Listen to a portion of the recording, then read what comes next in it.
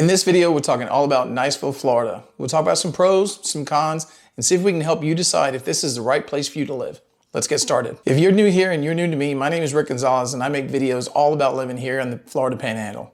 I'm a local real estate agent. I've been doing this for over 10 years, and I've helped a bunch of people make better decisions when buying and selling real estate here on the Emerald Coast.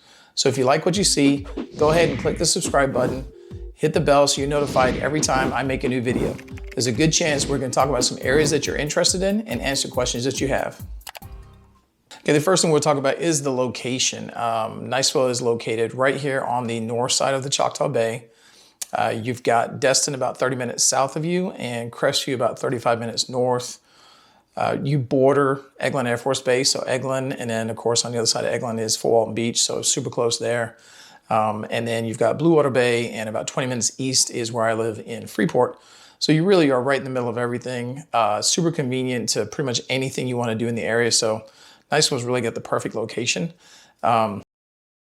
Which kind of leads us into the second thing that I'll talk about when you're living in Niceville is the traffic. For me, living out in Freeport, Niceville traffic is insane, but it's relative, right? So if you're coming from a bigger city like a San Antonio or Vegas, and you're coming here, this is nothing. It's easy breezy. There can be times during the tourist season when things get a little backed up. But again, coming from a bigger city, even our bad traffic is not so bad. Okay, next on the list, we're going to talk about the schools. I don't have any personal experience with the Niceville schools, so I went to Great Schools website and looked it up. And I will tell you that I saw a lot of 10s, like all across the board. 10s, saw a few 9s, maybe an 8. But overall, they got really good ratings. And it's something that I always hear people raving about. And one of the big requests for Niceville is because of the schools. So I'll put the link down below in the description. So if you want to go check out the ratings of all the Niceville schools, you can check it out yourself. Okay, so now on to the fun stuff. All of the parks and amenities that Niceville has. Niceville's got something for everybody. They got a really cool children's park that has, your standard playgrounds. It's got a bubble machine, monkey bars, rock climbing, all that kind of fun stuff. And then it also has a splash pad or a spray park.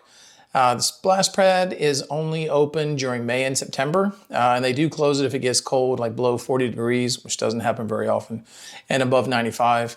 So just kind of, pay attention before you head out that way. But the park is really cool. Kids are going to love it. For our fur baby people with dogs, we do have a big 4-acre dog park in Niceville.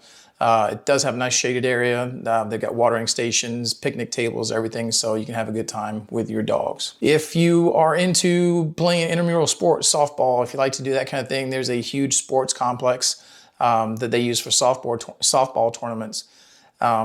There's numerous tournaments each year. Two of the biggest ones are the Wounded Warrior Classic and the Mullet Tournament for the fish, not the haircut.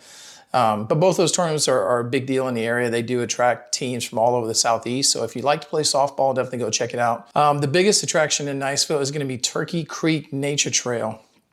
It's really cool. We like to go down there. They've got a boardwalk that you can hike down that I think is like a little over a mile long. There's a pavilion where you can have picnics and hang out.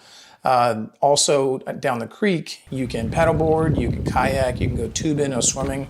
So lots of different activities you can take advantage of there at Turkey Creek. And the last thing is a youth center and a skate park. I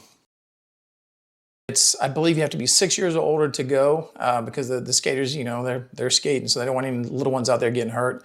But 6 or over, take your skateboard. If you don't have a helmet, there's a $2 helmet fee. Okay, and now for the not so fun stuff, the cost of living. If you're looking at the national average, Niceville is expensive. For our purposes here today, we're going to be talking about in comparison to somewhere like San Antonio.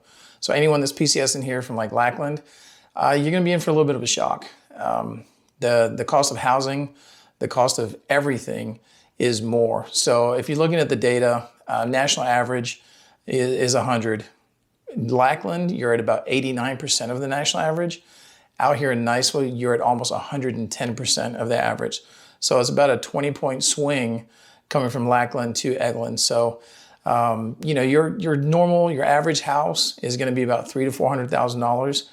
Obviously, you can find something cheaper than that, and you can definitely spend way more than that. but most of your homes are going to sell between that 300 and 400 range. So cost of living is definitely going to be a negative when you come into Niceville.